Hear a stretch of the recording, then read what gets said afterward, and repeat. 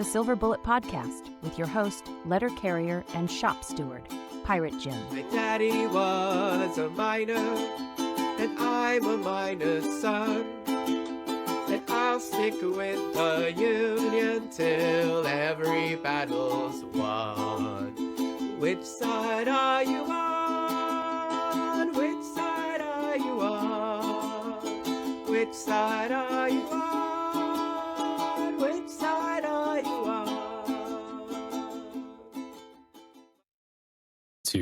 Mutual respect and reciprocity.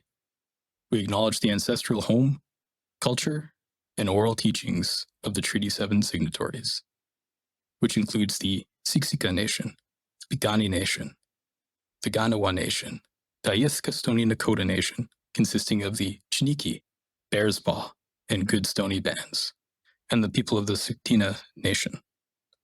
The city of Calgary is also homeland to the historic Northwest Métis and to the Otipemisiwak Métis government.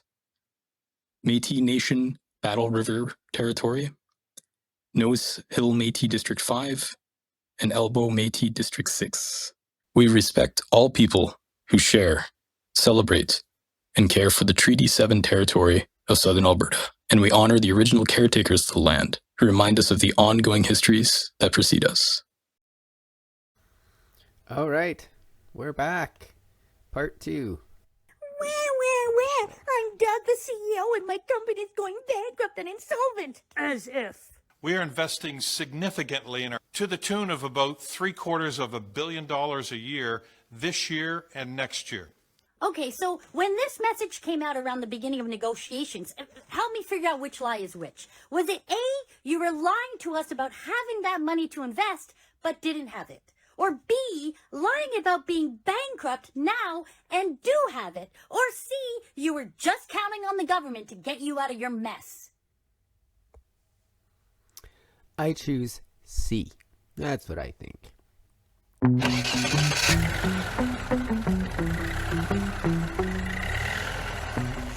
Moving is stressful, but it doesn't have to be. Hi, I'm Pirate Jim, the host of the Silver Bullet Podcast, a letter carrier, and a Moving Waldo certified relocation specialist. I help you compare instant quotes from verified, fully insured movers, all in one place. And I guide you through every single step of the move, step by step. So whether you're relocating across town or across the country, I can connect you with trusted carriers. I handle the details, and I make sure there are no surprises on moving day. And the best part? My services are completely free for you, and you still support my podcast monetarily. So, let's make your next move your easiest one.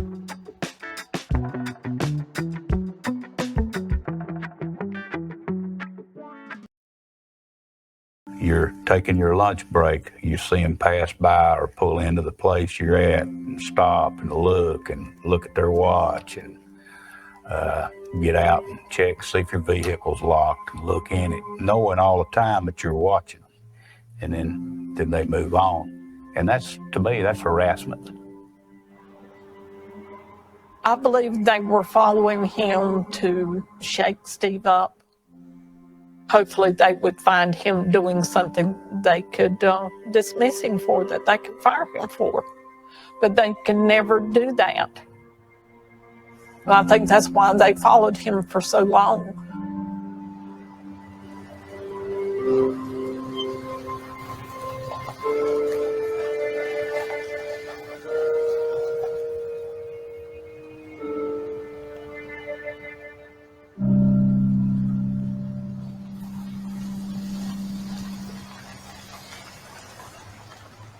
Steve would be the kind of, he would have been the kind of guy that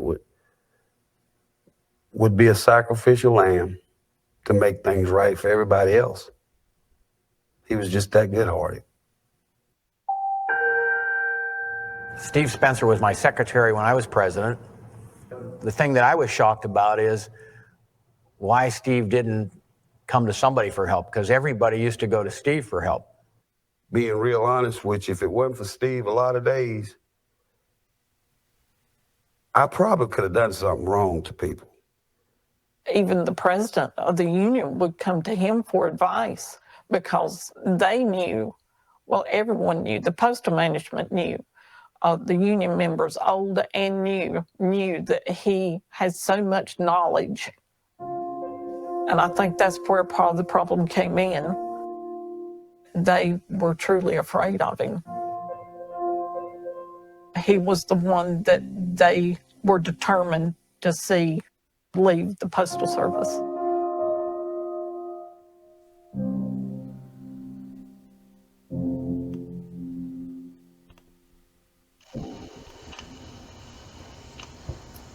All right.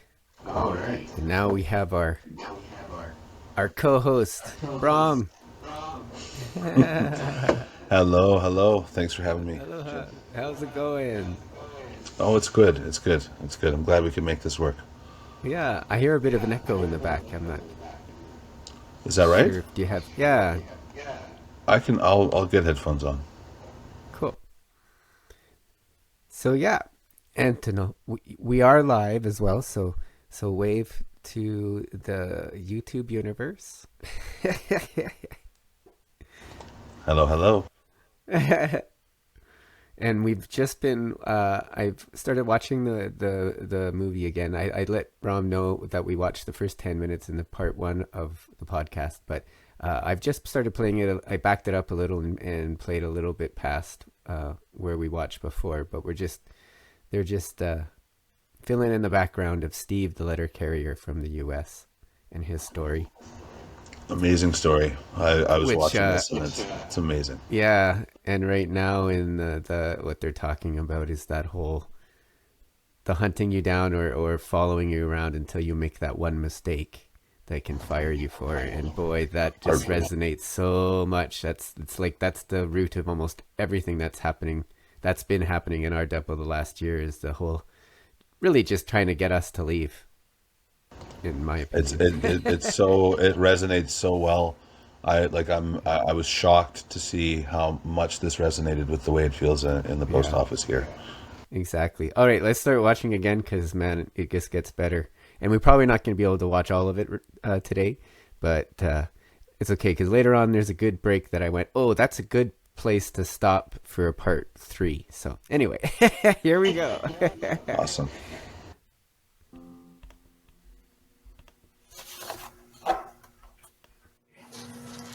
I wasn't surprised at what happened last week, because I've seen it coming. There's going to be a lot more coming too if it don't stop. You could cut the stress level walking into the building. I think people feel like their jobs are on the line. I think they feel like that if they say something that they're going to be after them. They're going to find things to go after them for. They're going to find things to try to get them out. When we were voicing our opinions about what this guy is saying and doing, the POOM interviewed 6 people. All 6 people said, I feel my blood pressure coming up when I see this manager. The hair on my arm stands up. I get nervous. I get tense. I said, what's your definition of going postal? And when I said that to Majid, he threw himself back into the computer. The girl that was taking notes drops her pen. And he says, we don't like to talk about going postal. I said, okay, well then let's change the word. You tell me what the word is that we'd use instead of going postal. He says, you know, I don't want to talk about going postal. They don't want to talk about that. We need an ambulance. Where are you at? On August 18th, 1983, Perry Smith carried a 12-gauge shotgun to the post office where he worked for 25 years. He chased the postmaster to a nearby store and killed him, shooting 2 former co-workers in the process. Less than 4 months later, it happened again in Alabama, then Georgia, and New York City. For more than 2 decades, it kept happening. Postal employees came to work aiming for their bosses, leaving a wake of collateral damage as dozens of postal workers were killed or injured. Oh my God, you love and die. I'll be coming to die. He had a 9mm pistol and he started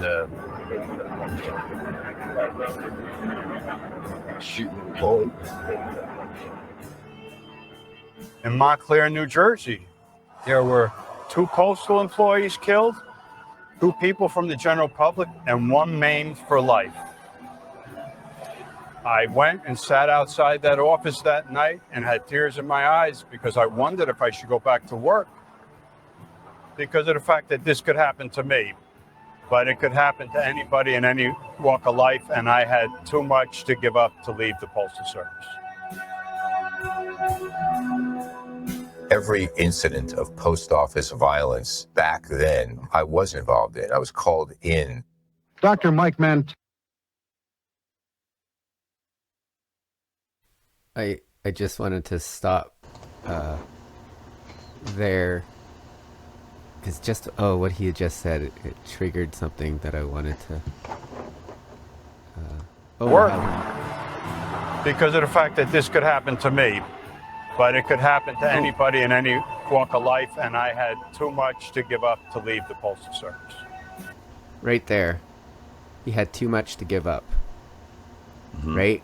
And people always say to me, why don't you just quit if it's so bad? Or why don't you, I mean, I'm looking for jobs because just in case, but, so why do we do this?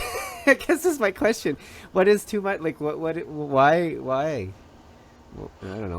Well, you know what? I guess for me, the way I feel, I can speak for myself here. The job is good. You know, the connection to the community is good. The public service is good. People feel pride in that. People feel pride in the work that they do when they produce a positive experience in a good public service. And you know, so there's and then there's seniority, right? There's a pension. There are vested reasons why we're saying we've put a lot in to this job and saying that this is something that we enjoy and that we love, and there's too much put into it to just leave.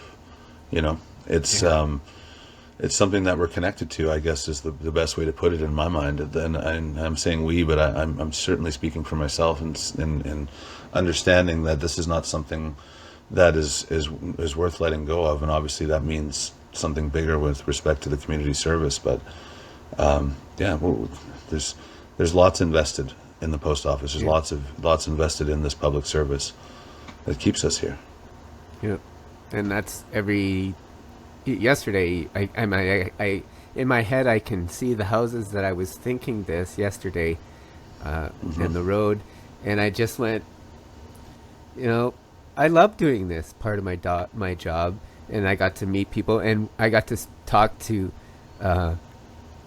these customers who their last carrier is one of my best friends, and then the carrier before that they talked about is a second one of my best friends at work, and they switched that route, but we got to talk about each other, and it was neat to talk to someone in the public about one of my friends from work, and they know her just almost as well as I do, because we would love how she does ... or when the dog, they know that she's coming, and the dog barks just like he did for you, her to you now, and it's really cool, and blah blah blah, you know, all those little things, right? Absolutely. Anyway, absolutely. I think that's the part that drives me crazy about everything, is that message, when I try to get it out, and when lots of people try to get out that part, the nature of the world right now is that's weak. That's all about emotion, and trample it down, and we got to get to the numbers. Who cares about all that sissy empathy? And I think that's the problem. If we had empathy, we would realize there's ways to make money with this business, with this public service, if we empathize more with our customers. No, 100%. Like, even down to delivery, when people get mad at us for delivering something the wrong way, it's from anger. It's because they've been programmed that way. Anyway. Mm-hmm. Well, and a lot of times their anger is rooted in the fact that they know that if they lose this service, or the fact that when they don't have access to the service, they're upset because they know that the value that it brings, they're just unfortunately bringing the wrong narrative out. They're upset for different reasons, or they've been stoked. Their fire has been stoked for other reasons, but they don't seem to understand that it's the very service that they're upset. Like when we used to get yelled at the picket line, you know, you're ruining Christmas. Get back to work. All this kind of stuff. It's like, it was a stark contrast. It was obvious that they need that service. Or if you ever heard them say you're useless, we don't need you, it's like, well, then why are you so mad? Why are you upset? Because you're not getting the service that you know is going to be important. Or the small businesses. If we fight to change the system, it's you that's going to lose out on that service. And that's we understand the connection to the small businesses and the lifeblood that they do provide. So it's people just need to have their narrative changed in their mind to understand what's actually happening. And our boss needs to treat our little post offices like small businesses and realize that you can't just do one thing. You got to look around and say, how can I make money off of every square inch of this little cubby hole? And that's when I had a music store, that's the whole point. You want to fill all of that space with stuff to sell, to make profit, to keep the business afloat.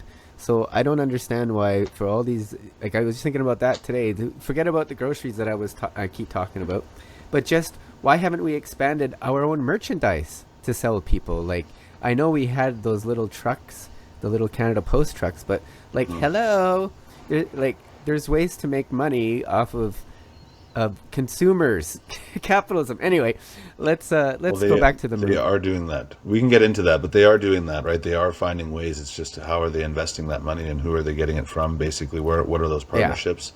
Is it benefiting the public service or is it benefiting someone else? It's usually for the someone else. Yeah. All right, here we go. Every incident of post office violence back then, I was involved in. I was called in. Dr. Mike Mantell, an expert in dealing with mass trauma, arrived today. I remember talking about how quickly they cleaned up the blood and the bullet holes, and how some of the post office workers said, there's still some bullet holes in the wall, and it turns our stomach, and it twists our minds, and it affects us deeply.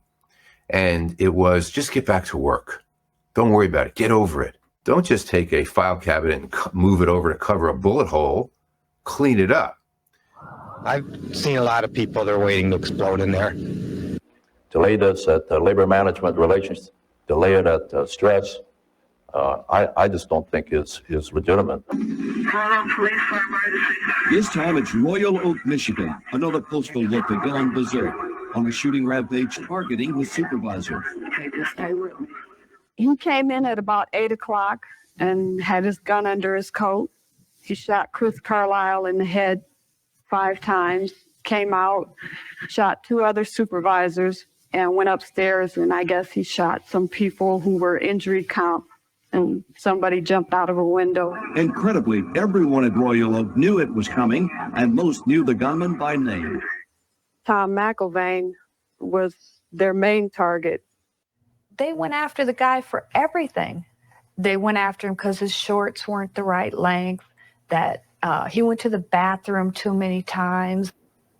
The day that he was actually fired and it stuck, 3 management people got in a car and followed him out to his route.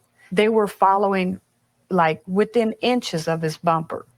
And that then he slowed down to, 10 or 15 miles an hour. They said that he tried to hit them with, slam on the brakes and make them hit him. What it came down to was that he would not submit to them. And so when I came to San Francisco, I was just shocked that the manager there was the same kind of manager that I had seen in Royal Oak. Barking at everybody, screaming at them, scream from across the room for you to come to her desk so she could yell at you in front of everybody in the place. It's frightening to me to be in there. And the times that I went to the postmaster in San Francisco and personally asked, what can we do? Because the morale is so bad that I can see how another Royal Oak will happen here. And the response always was to me, well, geez, Audrey, you seem to have some kind of personal problems. Have you thought about seeing a psychiatrist? A postal supervisor appears to have been killed by a co-worker who later turned the gun on himself. Postal employees were told not to comment. specifics to discipline or any of that information we're not going to release. Both of these employees were very well liked. They didn't have any idea. No one could possibly know why he did it. How can that be that you just have the same situation so many times over and over? How can that possibly be? It has to be the mentality of the post office. This is a philosophy that's being promoted by the post office in general. Harass, intimidate, and we're here to say, stop the harassment. Stop the abuse. Stop the harassment. Stop the harassment. Stop the abuse.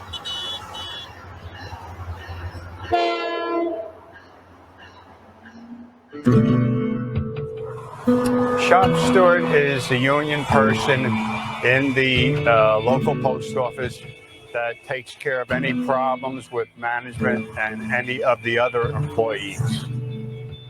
It's just a part of my makeup that I cannot see another human being being either verbally harassed or dehumanized in earshot of me without me getting up and trying to assist them. You just see the injustice and you say, you know what, I'm either going to go nuts or I'm going to go do something about it. That's one of the things that made me a steward. And invariably, you'll find that the stewards were people that grew up standing in between a bully and somebody who either couldn't or wouldn't defend himself.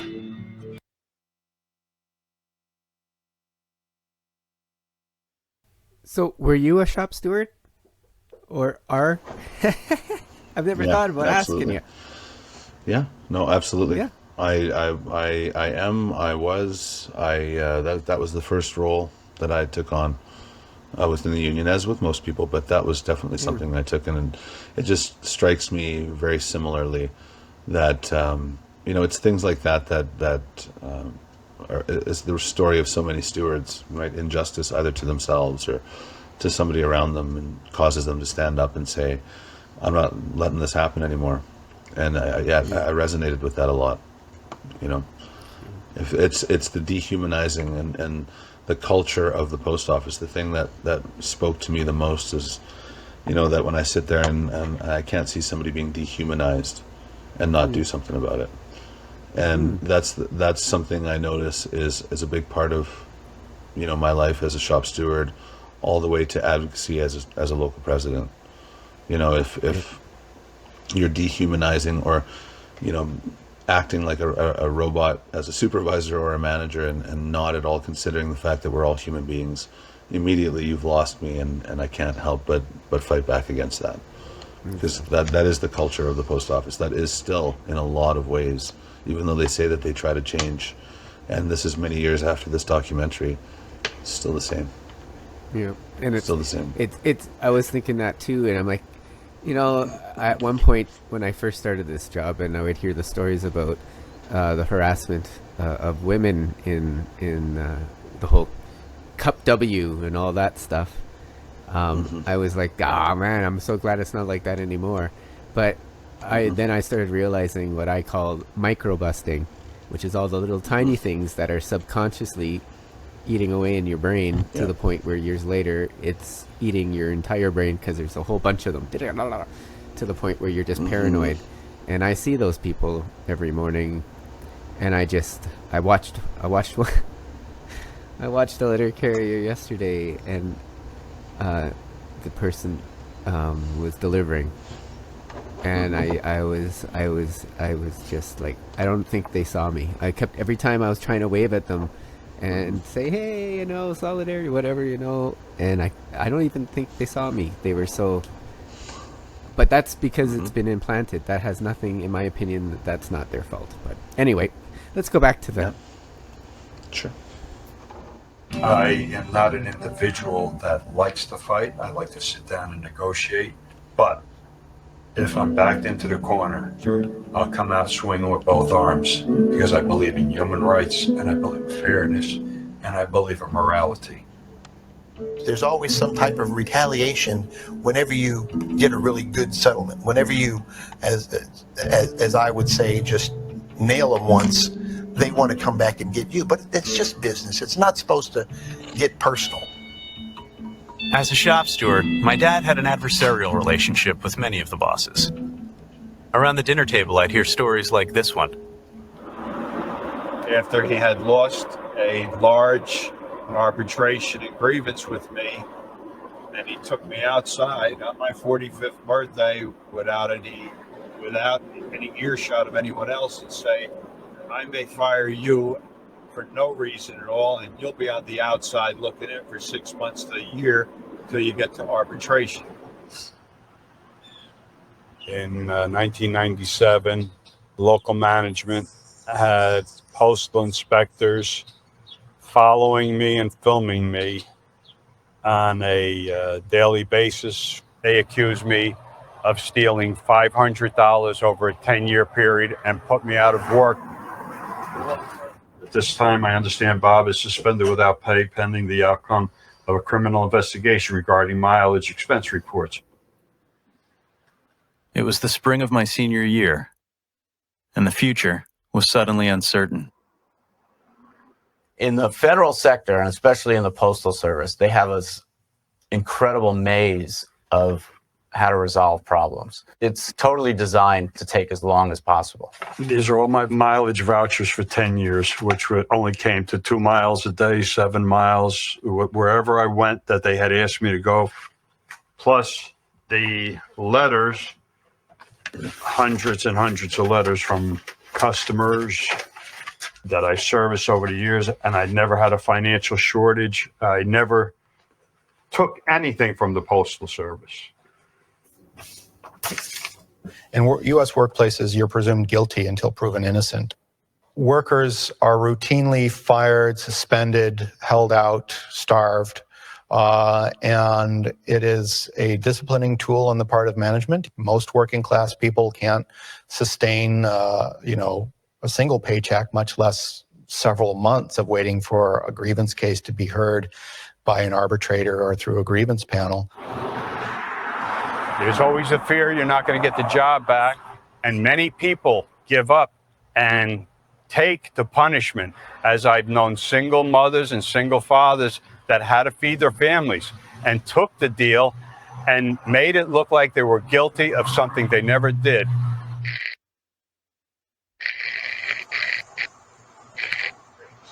So what you actually going to do? You're going to fuck around and get fired.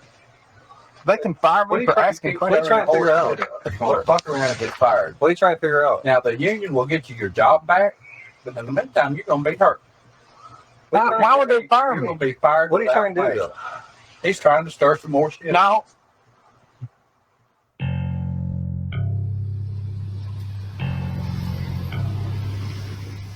Well, yeah, I had one manager of many offices. He told me the best way to take care of your employees is to find your best employee and find something he's doing wrong and give him a letter of warning. And I would say to myself, why in the world would I want to do that? Well, they figured that if you wrote up your best employee, then the other employees would fall in line thinking, well, they just wrote up the best guy in the office for some minor little detail. You know, they want to intimidate everybody.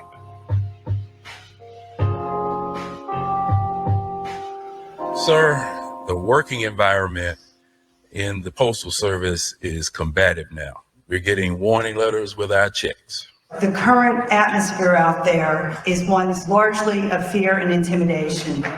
Many of us are working 6 days a week, 10 hours a day, 12 hours a day, because we're very dedicated. However, when you do that and you're still told you failed, you failed, you failed, and the answer to everything is discipline. Disciplining your employees or you will be disciplined.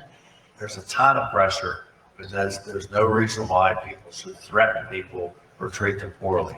That message will go up with my next.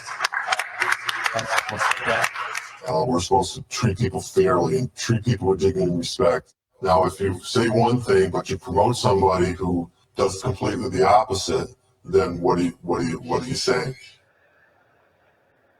I've had particular managers who I've received hundreds of complaints on. I've had to go out to the post office. I've had to sit down and have a come to Jesus meeting with that manager about what their responsibility is and how they should be treating their workers. You know, when a United States Congressman walks in the post office and reams out the manager, you know, you get a response. I mean, it's unfortunate that has to happen, but, you know, sometimes that has to happen. I find that interesting. He said a congressman, like, it's like, make way for the congressman, and they do. And here in Canada, in Alberta, Heather McPherson was denied in January. Totally. So, I noticed wow. And we're a crown corporation, not the government.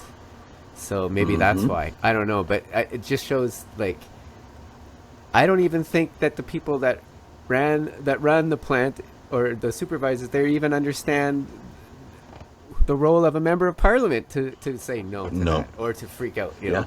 I don't know, like, I don't know what exactly happened, and maybe James can tell us one day. But anyway, that just I noticed that there. difference, that like, as they said, I mean, it's really important, and it really says a lot if you're, you know, if your representative comes in and speaks, especially, or at least comes to look around. And it was good. It made me immediately think of Heather McPherson and being denied that entry. I mean, it kind of just shows you something, well, you know, the difference, I suppose, but it shows you who does what and for what reasons here. But you know, there's so much through that whole little section there that really speaks to me about how our people are being treated. You know, when it talks about following people and you know, writing people up for basically following the process. I mean, we have a major, you know, situation where people are essentially disciplined for you know, reporting injuries and for following the process on health and safety. You know, and it happens all the time. So like, just the parallels to that. And just how the grievance procedure was designed to take as long as it possibly can. You know, like, this is just, it almost seems like this movie parallels our situation in every single way. I know, eh? Because I know today I wanted to have us watch the second OGO committee, where we can, like watching a football game, where we can boo Lightbound and then hooray for our guys, for Jim Gallant, and then hooray. And I was looking forward to that. And then I watched this early I'm in bed at whatever in the morning on Sunday, I think it was, and I'm watching this on my phone, and I'm literally just, oh my God, it's a blueprint. Anyway, let's get back. Oh wait, there was something in there about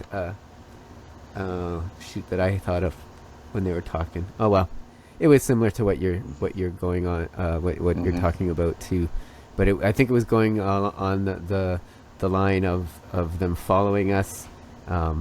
Oh, well, just like SSD, for instance, right? Slow down if you feel like, my supervisor is like, oh, if you all of a sudden feel something in your back, slow down, stop, take a break, and blah, blah, blah, blah, blah. And I'm like, where do I have time for that? Like, that's the whole point now with my route, is that, well, I take all my breaks, but I'm literally just there. If I even stop to talk to one customer for more than 3 or 4 minutes, that's one CMB I'm not getting to, right? And it doesn't have to be this way. It doesn't have to be so that I got to cram this all in and then go, oh, now I got to bring this mail back. And they made it now for my depot is not only, they're making it harder too. So you bring back mail, you got to go around the whole depot and find the big IDC cart to go and put it in one area and put all the stuff that you brought back in that area. Well, of course, you're not going to do that, right? So you're going to rush and rush and rush to get it all done. So anyway. Yeah, but, you know, so you bring it back, and so this is exactly what happens to all of our carriers, right? You bring it back, they say one thing and they do another, right? They say health and safety, but they do another. So if it takes you longer and you do overtime, which is really your right in Canada, if you work longer than your hours and you've been told to do an entire route, you should be able to claim overtime. They deny that. So if they don't allow you to do that, and if you were to do that, what do? If you were to claim overtime, they discipline you. And I've seen that happen already, where people claimed overtime, they got disciplined for it. So that tells you something, right? They say one thing and they do another. And then if you bring back the mail and you put it in the cart, as you say, then what? You have to do it the next day. And of course we have grievances out that, you know, that is not how this should be run, but they don't care. Well, and that's what I guess I almost got in trouble for something. I don't know. Anyway, that happened to me. I brought back the mail, and then a different supervisor, not mine, came over and said, well, I want you to take out what you brought back. And I said, no, it's 1704. And what? Well, actually, he didn't say what there. And then I said, no, I'm not doing it. No. And I went, no. And then he ran and got the superintendent, and they cornered me over by the door. Yeah. And I said, well, this gentleman is telling me I have to take out this mail, and I don't. I said, it's 1704 when I bring it back, so that means I don't touch it. It goes out to somebody else. I can do it if I like, if it's offered up to me. I believe after, right, is 17 and there's nobody. But I don't have to take it out. And then the supervisor who's forcing me to do it goes, what's 1704? And I go, oh, maybe that's the problem. You should learn. Yeah. And what I was trying to get across to my superintendent is that this particular supervisor, he escalates things and he doesn't even know it because of how he speaks to you. Dehumanizing. Yeah. Dehumanizing. And it's like he's your boss. Whoa, you do what I say. And I don't think a lot of the time he knew he was coming across that way. Anyway, I hope that my little interaction and when you're coming at the shop steward, I was baring my teeth. I was like growling. It was. I wish I had a video on this, and I knew at one point I'd go, "Oh, this is good. Keep going with the growling, Jim." Anyway, let's go back to the movie because I don't want to kill too much of our time. If you have a disagreement with the boss, you might be suspended. You might be called in for an investigative interview. You'll see audit teams miraculously showing up at your door, at 5 o'clock in the morning to look through your records. You didn't initial one little block of 47 blocks. All of a sudden you're being disciplined. I was told to lay off, back off. You don't want something to happen to you. If you go to a post office and they have 60 routes, they'll probably have enough personnel to operate 46 routes. They'll probably have enough vehicles for 43 routes, and they'll be short on everything they need to run that office. In that respect, it's hostile on its own. Every little delivery number.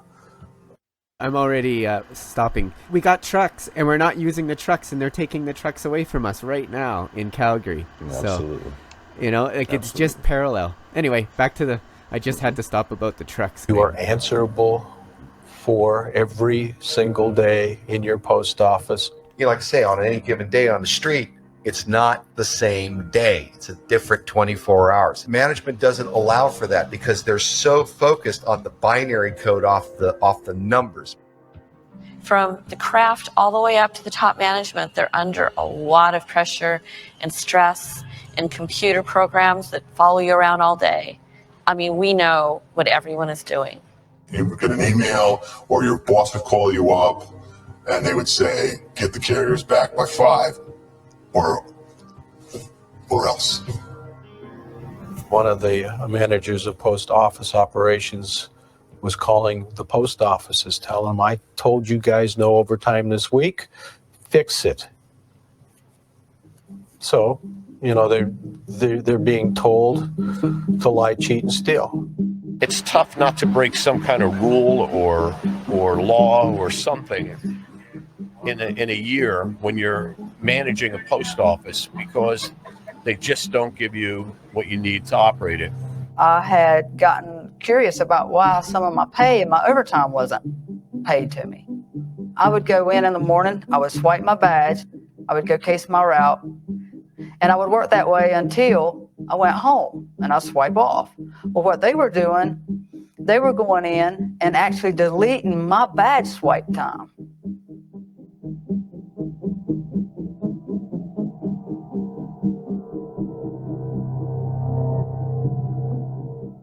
And unfortunately, supervisors will take the carrier's time and change it to $16.99 so that they're back by $1,700. Just don't get caught. Because if you get caught, then it's going to be you, not me. If something's going on, or you're doing something to me that you shouldn't be doing, I'm going to check into it. I'm going to read it. I'm going to look through the contract. I'm going to look through the employee labor manual. I'm going to the CFR. I'm not stopping with this right here because this is not right. They said that Steve didn't clock on Tuesday, the day that he died. Notice that they came in here on 6/2. You see, this is all management generated on 6/2. They came in here on 6/3 and deleted the clock ring. Why did you have to go in there that day and delete something on the same day Steve died, unless Steve clocked in? Could you answer that question? I know what it was. It's to keep from having to pay Wanda because Steve was on the clock because of his death on the clock. On that. Yes. Because he's on postal time. Yes.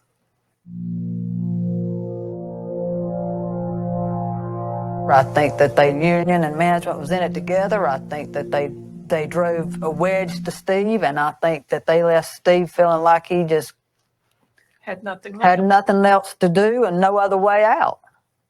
And they come close to putting that to me. We speak out. We speak out to congressmen. We speak out to all kinds of people, politicians. You can't get nobody to address it. It's almost like the politicians and the Postal Service is Together. I mean, it is. It's almost like it's all in this one corruption. God said we had to stand up for what was right. And this is right. What we're talking about is right. This is a corruption that's got to stop. And we have to stand up for what is right. We have to. That's exactly what they did. Is they try to find with every case, and I'm sure they do this every time you get injured. I'm sure there's one person, and I think I know her name, goes through your case to find out how they can maybe appeal it so that Canada Post doesn't get it on the record and they don't have to pay for things. Meanwhile, the worker is going and trying to go to all these physio appointments in the middle of their day when they're working because they can't get the full day off because of the injury. This is my case. And I'm going to these damn appointments to do exercises, and then I go and lift mail 10 seconds after I leave, doing the same movements. And I'm like, why am I rushing? And I'm not given the time to go to this appointment because they're claiming that this is a fake injury, so they can't give me the time. And now you're going to make me pay for all of that, all those appointments I didn't want to go to give me some free, those resistance bands. Oh, wow, I got a whole bunch of those and some good roller things for all that money, right? So it was tens of thousands of dollars they wanted me to pay back, and I took them right to the top and beat Canada Post. So it's like, but why? I didn't have to do that. Just like this story here, except this is way worse than what happened to me. And my shop steward threw me under the bus, which is why I became a shop steward, because I said I'm never letting that happen to somebody else again. And Absolutely. Anyway, yeah. Absolutely. Anyway, back to the thing. Unless, sorry, did you have anything? I just popped in with my thoughts. No, I've seen it too much. You know, I've seen this too much. I've seen this like, whether it's time theft or whether it's whatever it is, I've seen it far too much, and I've seen too much reticence or even, hesitance to not even at all go after them through the channels that are afforded to us. And I've also seen those channels take way too long for any real resolution. And so it just speaks to me that they take advantage of the situation. When they said, we were just talking about how, if you claim overtime, they'll punish you for it. Well, you just heard somebody there, talk about how, they were told to cut it down to, no overtime and fix it. And, and here's the result of doing something like that and treating people that way. And so, it's absolutely terrible. If you do things the right way, if you take your breaks the right way, if you do things the proper way, then you go over what they structured you for, especially with SSD, and then you get in trouble for it. And it's a horrible place to be as an employee, as a member, as a worker. It's a horrible place to be. And it's a terrible sleep every night after, too. A terrible sleep. 100%. All right, here we go. Yeah. Most people anywhere who are in business today use the mail, whether it's part of their marketing program, part of their communication capabilities. From our perspective as account managers, sales specialists, you say, well, my goal is to increase revenue. How can I do that? I went into the marketing department. It was a different and a change of pace and better pay. One of the things that the Postal Service does is they measure everything. Because they can measure mail, how many letters they do per second per machine. And that mindset came over into the sales department. The Postal Service bought a program called Customer First, and they could manage and manipulate numbers for everything. So you're going through all sorts of computer systems, scouring for money that the Postal Service already made and already got, and then get it associated with your account. All they cared about was the end big number. It was a lot of work, many, many more hours than we got paid for. You're a salaried employee, but they expect you to work your 40 anyway, plus another 20, easy. And many times it was an 80-hour work week. There was a mandate that you bring in $100,000 new revenue every month. Many of my colleagues were reporting $100,000, $500,000, $700,000, $1 million sales. We started to create this, the favoritism, better geographic territories, the better customers, all of the things that would make your job easier if you played the game. And then when all the numbers came out, they said, well, how come New York stinks? Look at the rest of the country. Look what they're doing. We'll go, what are they doing? They're making up numbers. It's not real. And a lot of people made lots of money based on whatever that criteria was.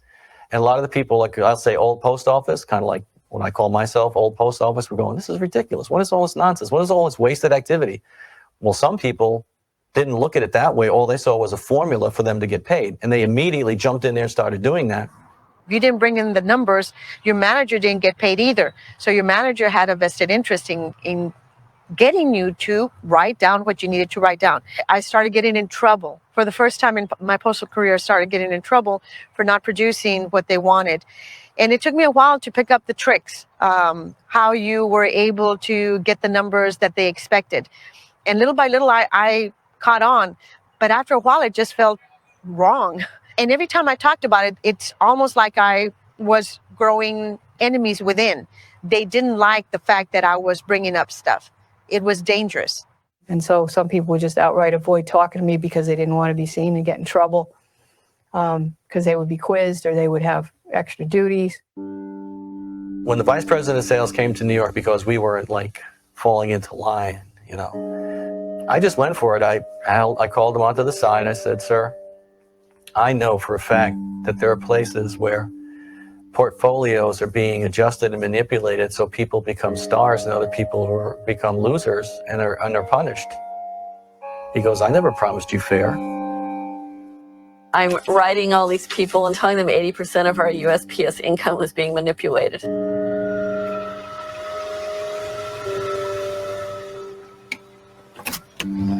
Yeah, these are, actually, I just took these out of the house here and they need to be filed, but they're just papers and documentation, sales that were fabricated. At work, I have, God, so much more than this. And then different files here. I mean, at work, I have huge file cabinets. There's no way I would want to keep it all at work because you never know if something would happen. And then some people, they get walked out for very unusual, strange reasons. And so you'd want to definitely have it.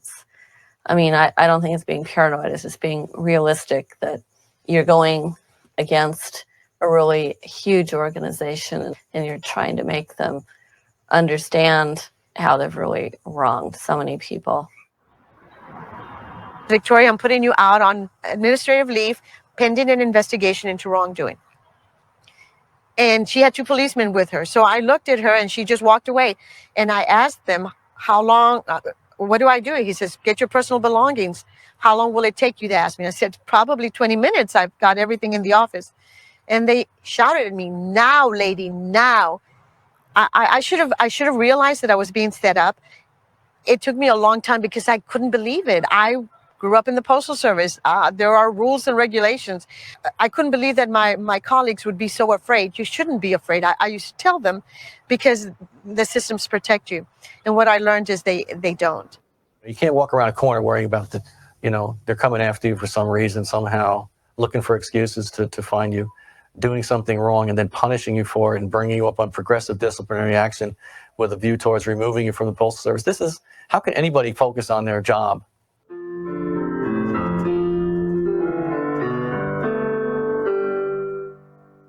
It's almost like assassination, really.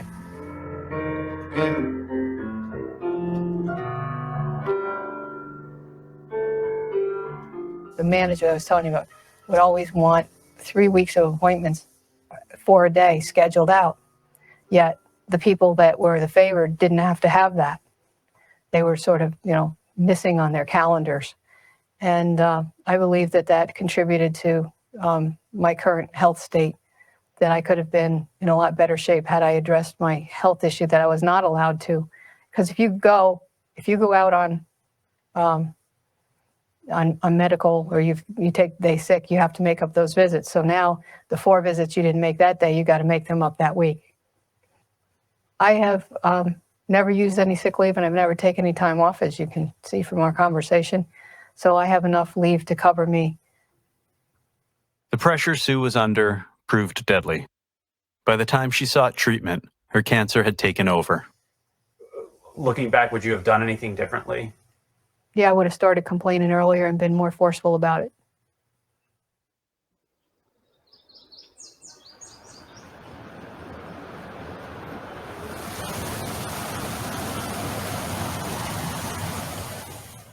We got some raspberry bushes that we transplanted. If we can get enough berries, we'll make some jam. The biggest complaint that I have is that people can't get a grievance filed. It sounds to me like they're not even filing them. Show me the grievance. And that's what I was doing at the last union meeting. I was, show me the grievance. And so the next thing you know, someone in the back starts hauling for the sergeant at arms. Like they need to grab me and throw me out of the union meeting because I won't stop complaining that I'm being lied to. Right now, our union is afraid of management. Our union should not be afraid of management. They should not. I hope by the time that this is over, that our union is afraid of its members.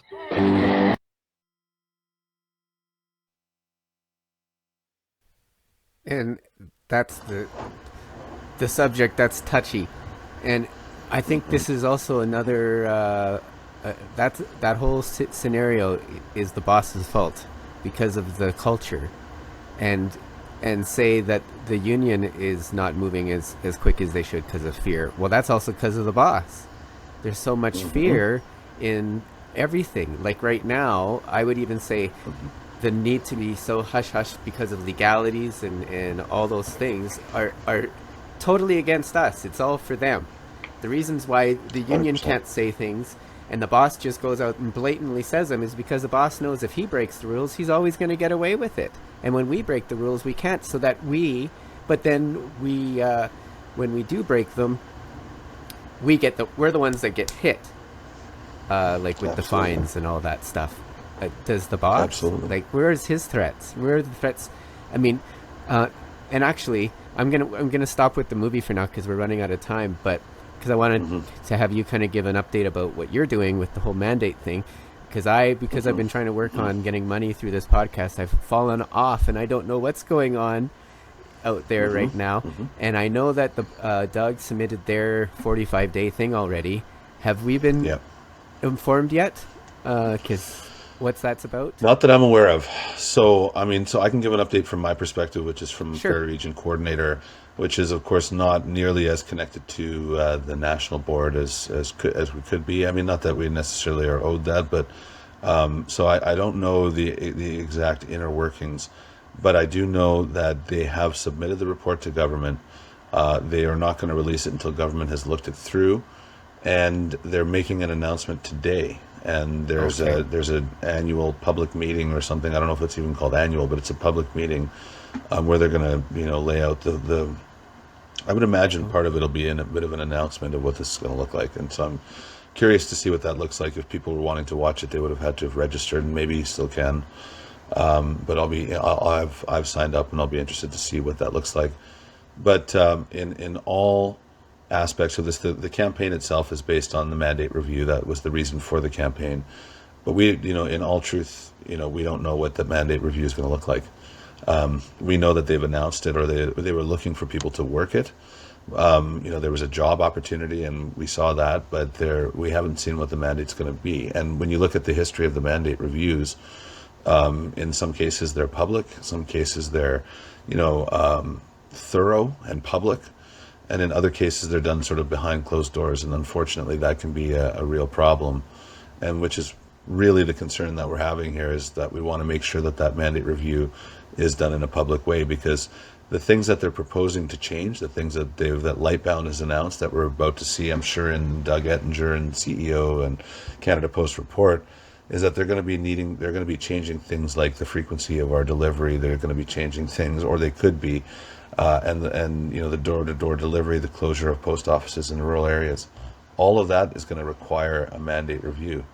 So we know that it's going to be, and if they decide to skip it, then obviously it's a travesty of justice for the entire, you know, democracy of our country, if that's what it is. If they don't go to the public to consult on what, and I don't mean consult tell, I mean actually take, you know, seriously what it is that we're looking for and what a postal service can provide, you know, and that they don't give the people the opportunity, and the groups that are going to be affected the opportunity to have their say in the way this looks, then it's going to be terrible for us. And it seems like they're trying to steamroll through that. So the silver lining, of course, is that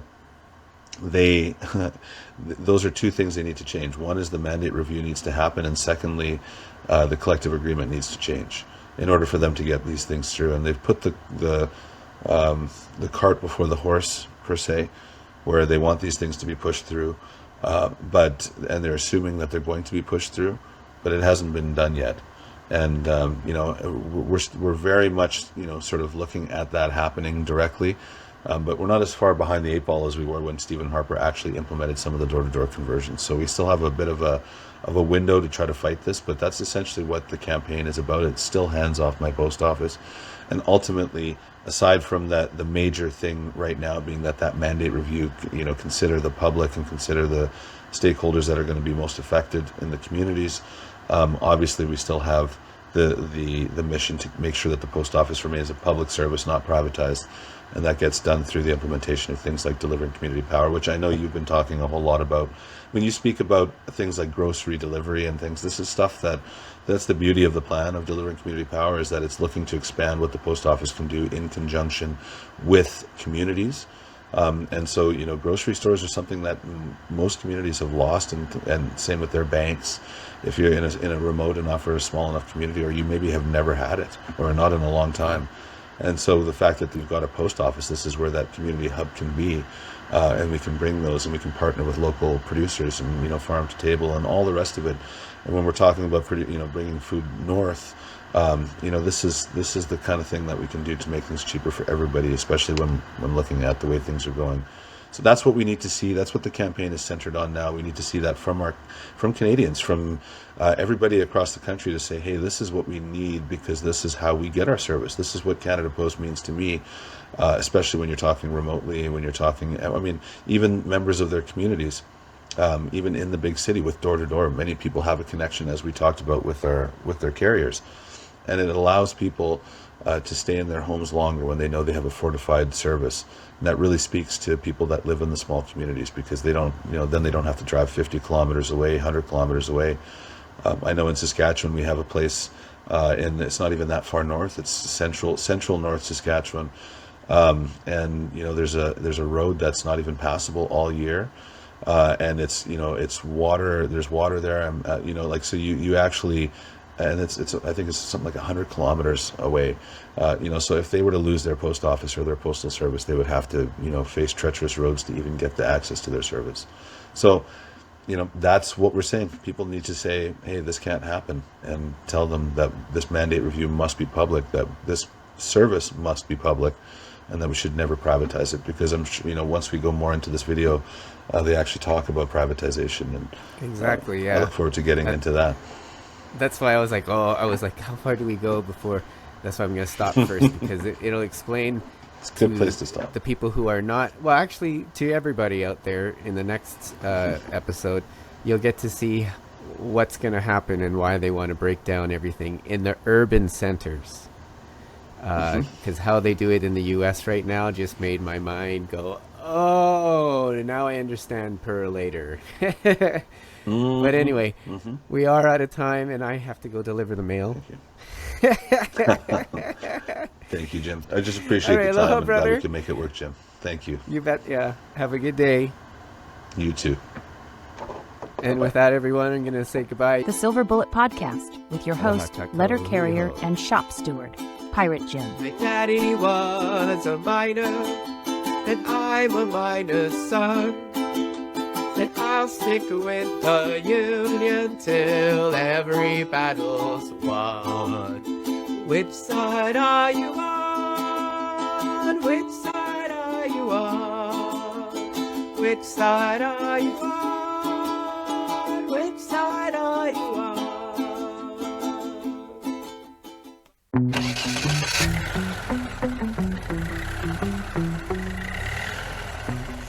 Moving is stressful, but it doesn't have to be. Hi, I'm Pirate Jim, the host of the Silver Bullet Podcast, a letter carrier, and a Moving Waldo certified relocation specialist. I help you compare instant quotes from verified, fully insured movers all in one place. And I guide you through every single step of the move, step by step. So whether you're relocating across town or across the country, I can connect you with trusted carriers. I handle the details, and I make sure there are no surprises on moving day. And the best part? My services are completely free for you, and you still support my podcast monetarily. So, let's make your next move your easiest one.